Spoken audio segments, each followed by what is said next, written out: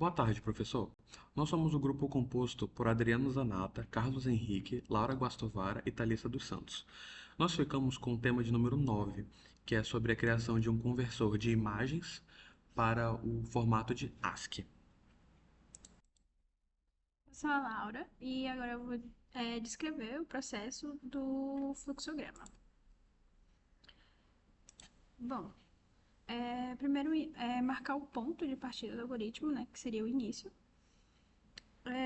Depois o programa ele vai solicitar e obter do usuário o nome do arquivo da imagem que será processado. Depois, o programa ele tenta carregar a imagem específica, especificada usando a biblioteca STB Image. Caso essa imagem ela não seja carregada, o programa ele vai mostrar a mensagem de erro e encerrar o programa. Se sim, a imagem ela é carregada com sucesso e o programa vai continuar. Em seguida, vai iniciar um loop, caso a imagem ela seja processada ou ela seja carregada. Ela vai iniciar um loop que vai percorrer cada linha vertical da imagem. Em seguida, dentro do loop das linhas, vai iniciar outro loop que vai percorrer dentro do pixel horizontalmente em uma determinada linha. Depois, para cada pixel na posição x e y, o programa ele vai ler os valores dos componentes de cor vermelha, verde e azul. Em seguida, é calculada a média dos valores R, G e B para obter um valor de brilho ou intensidade para o pixel. Esse valor ele vai representar a luminosidade do pixel em uma escala de cinza.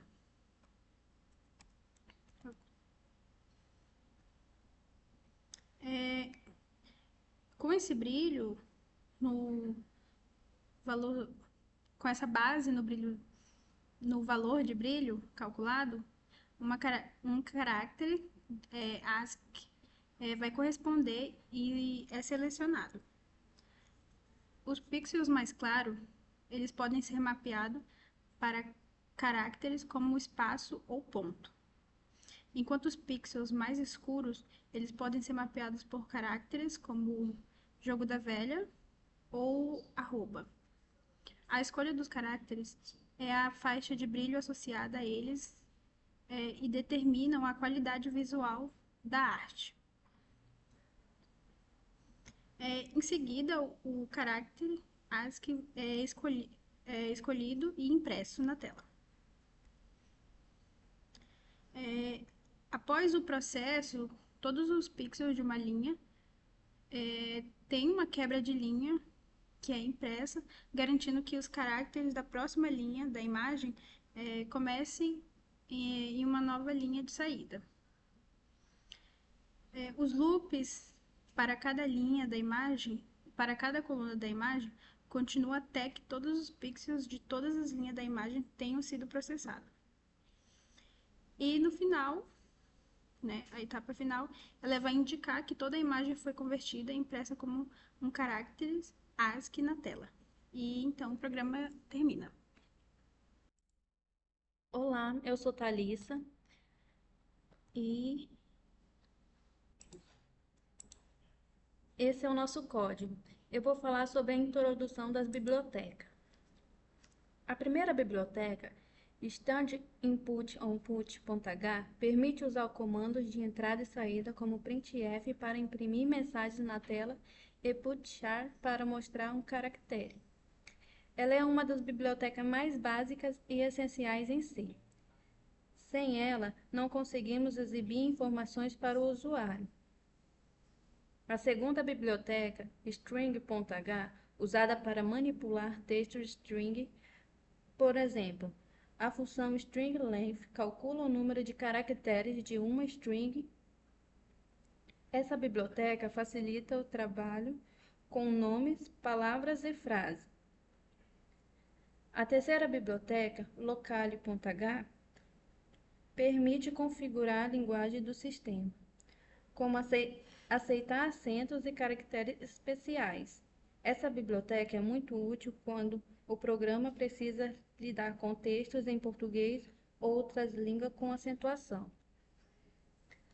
A quarta biblioteca, STB Images Implementation, essa linha ativa a implementação da biblioteca STB Images, dizendo ao compilador que vamos usá-la de verdade nesse arquivo.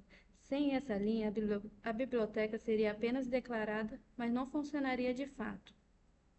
A quinta biblioteca, STB Image.h, permite ler arquivos de imagem como JPG, PNG. Essa biblioteca é essencial quando queremos carregar e trabalhar com imagens em um programa, como visualizar ou analisar fotos. Aplicação prática. Ela é usada em projetos de jogos, reconhecimento de imagens ou visualização gráfica. Essas bibliotecas ajudam a deixar o programa mais poderoso e prático. Eu sou o Adriano e eu vou comentar agora a função principal. Bem, aqui na função principal, a gente começa com dois parâmetros, o int argc e o char argv. Eles dois permitem que o programa ele receba os argumentos pela linha de comando, né? O argc ele, ele representa a quantidade de argumentos que vão ser passados. E o argv ele é um vetor de string que ele vai conter esses argumentos, né? Como, por exemplo, tanto o nome do programa e, nesse caso, é o nome da imagem, que vai ter que ser digitada para poder ser localizada, né? Aí aqui na segunda linha, a gente só vai ter o set locale que ele vai configurar o idioma da língua portuguesa, se for necessário mostrar a imagem de erro, né? E agora vamos para o que foi declarado.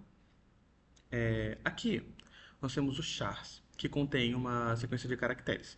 Essa sequência, ela vai aqui desse apóstrofe até a letra S, ela vai indicar do caractere de cor mais clara até a cor mais escura, para poder dar o contraste na hora que for imprimir a imagem. Aqui no int, nós temos o charlen, que vai guardar o comprimento dessa string calculado com o string length, que vai ser muito útil para poder contar quantos caracteres tem nessa linha, né, o tamanho da string. Aí aqui nós declaramos três variáveis, que é a largura, a altura e o número de canais, né, o tamanho do pixel. E aqui, por último, em unused char, nós temos nós vamos usar essa declaração aqui, image data, que ela vai ser basicamente assim.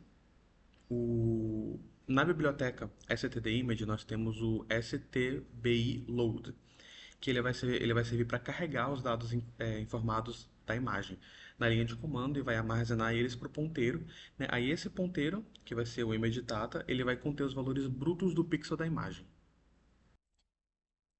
Oi, eu sou o Carlos e eu vou falar da última parte do nosso código. Bom, primeiro o nosso código vai verificar se a imagem foi carregada corretamente através desse if aqui. Se esse if for nulo, ou seja, a imagem não estiver carregada corretamente, a gente vai passar para esse else aqui, que vai imprimir que a imagem não foi carregada corretamente, vai dar para a gente o nome da imagem através desse argv1 aqui. Agora, se a imagem tiver sido carregada corretamente, dentro desse bloco aqui, a gente vai criar um ponteiro chamado pixels, que recebe o valor de image data, recebe todos os valores de image data. Ou seja, ele vai apontar para o início da sequência de bytes que representam todos os pixels da imagem. Cada pixel da imagem está armazenado em sequência com seus componentes de cor, que pode ser vermelho, verde ou azul. É o Red, Green and Blue, que seria o RGB, o famoso teorema das cores que a gente usa para os computadores. E também pode ter um quarto tipo que é o A, que seria o alfa, que seria transparência, os pixels transparentes. Bom, como a gente está trabalhando com imagens coloridas, cada cor vai ser representada por um unsigned char, que seria isso daqui. Esse valor recebe um número entre 0 a 255, que seria a intensidade dessa cor no pixel. E essa informação ocupa exatamente um byte na memória. O ponteiro dos pixels ele é usado para acessar esses valores na ordem certa, que seria, tipo, primeiro ele vai pegar o valor do vermelho com, e que está nesse endereço aqui do ponteiro, e depois ele vai avançar um byte e vai ler o do verde, que seria o green. Depois ele vai fazer a mesma coisa pro blue. Vai avançar um byte e vai armazenar essa informação no blue. Depois disso, a gente. Além disso, a gente vai fazer uma verificação para ver se tem o A que a gente não quer. E se tiver, ele vai fazer a leitura e vai pular para o próximo byte. Isso serve para caso tenha realmente esse quarto elemento, não fique, ele não seja colocado nas próximas leituras. Depois de fazer tudo isso, a gente vai fazer uma, uma média dos valores de RGB e vai dividir por 3. Isso vai dar um valor para a gente entre 0 e 255. Depois disso, a gente vai fazer essa variável char_index, que representa uma posição dentro do array de caracteres que a gente vai usar na hora de converter para ASCII a nossa imagem. Esse cálculo aqui é feito pegando o tamanho do array e multiplicando pela média dividido por 355, que dá um valor entre 0 e 1. Daí multiplicando com o tamanho do nosso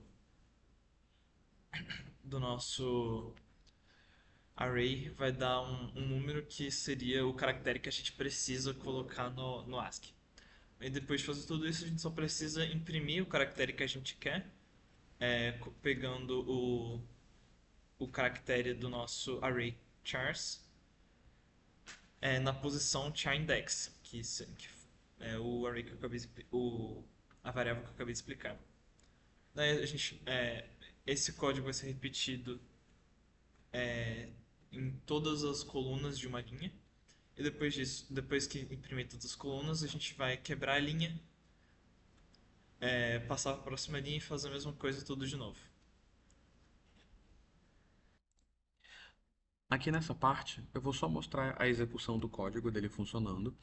E aqui no dev C++, a gente precisa vir aqui em executar e em parâmetros. E aqui a gente precisa digitar o nome da foto e a sua extensão.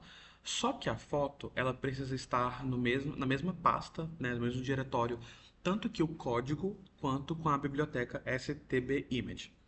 Aqui eu escolhi uma imagem que é uma figura da fusão da Mônica e do Sonic. E aí aqui quando eu for executar o programa, ele vai começar a transformação da imagem. Ele está com um zoom muito grande, é só fazer um movimento de pinça aqui com o mousepad do notebook e ele renderizou a imagem. E aqui está a nossa Monique. A princípio, a imagem ela era branca, o fundo, e a imagem tinha ficado muito distorcida para o lado da esquerda. Porque, como era branco, o branco ele conta como transparente, então ele não era computado, então a imagem ficou distorcida e eu precisei pintar ela de amarelo. Um outro teste também que dá para fazer aqui é uma outra imagem que eu deixei aqui guardada, que foi uma que eu fiz no Paint. E essa imagem vai ser a mesma coisa. Ele vai executar aqui a imagem, que eu só desenhei algumas estrelinhas para poder deixar o exemplo, né? E eu tinha desenhado elas a princípio com fundo branco e também tinha dado o mesmo problema de distorção de imagem. Nesse caso aqui, eu pintei o fundo de rosa e as estrelas de verde. Não aparece a cor quando imprime elas, porque são os caracteres e fica preto e branco e cinza. Mas essa é a ideia, de não precisar imprimir o branco, né, porque ele não vai aparecer. E, bom, essa é a finalização do nosso trabalho. Muito obrigado.